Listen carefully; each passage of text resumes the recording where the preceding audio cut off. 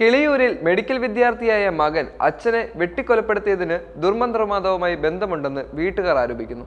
മകൻ പ്രജിൻ ജോസിന്റെ സ്വഭാവത്തിലെ മാറ്റം ഭയന്നാണ് താനും ഭർത്താവും കഴിഞ്ഞിരുന്നതെന്നും അമ്മ സുഷമകുമാരി വ്യക്തമാക്കി. കിളിയൂർ ചരുവിള ബംഗ്ലാവിൽ ജോസാണ് കൊല്ലപ്പെട്ടത്. ഹാളിലെ സോഫയിൽ ചാരിക്കിടന്നിരുന്ന ജോസിന്റെ കഴുത്തിൽ വെട്ടുകയായിരുന്നു. പുറത്തേക്കിറങ്ങി ഓടി രക്ഷപ്പെടാൻ ശ്രമിച്ച ജോസിനെ അടുക്കളയിൽ വെച്ച് വീണ്ടും കഴുത്തിലും തലയിലും നെഞ്ചിലും വെട്ടിയാണ് കൊലപ്പെടുത്തിയത്. കഴിഞ്ഞ 5-ന് രാത്രിയിലായിരുന്നു കൊലപാതകം.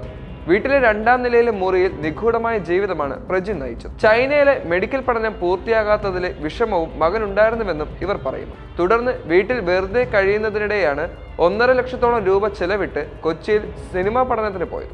ഇതിനുശേഷമാണ് പ്രജിന്റെ സ്വഭാവത്തിൽ വലിയ മാറ്റങ്ങൾ കണ്ടു തുടങ്ങിയത്. ഇതിനുശേഷം പള്ളിയിൽ പോകാൻ മടി കാട്ടാറുണ്ട്. എപ്പോഴും മുറി അടച്ചിരിക്കുന്നത് പതിവാക്കിയിരുന്നു. മുറിയിലേക്ക് ആർക്കും പ്രവേശനമില്ലായിരുന്നു. ചിലപ്പോഴൊക്കെ രാത്രിയിൽ വാഹനമെടുത്ത് പുറത്തു പോകുന്ന പ്രജിൻ മണിക്കൂറുകൾ കഴിഞ്ഞാണ് മടങ്ങി വന്നിരുന്നത്. ഇതിനെക്കുറിച്ച് എന്തെങ്കിലും ചോദിച്ചാൽ മർദ്ദനവും പതിവായിരുന്നു.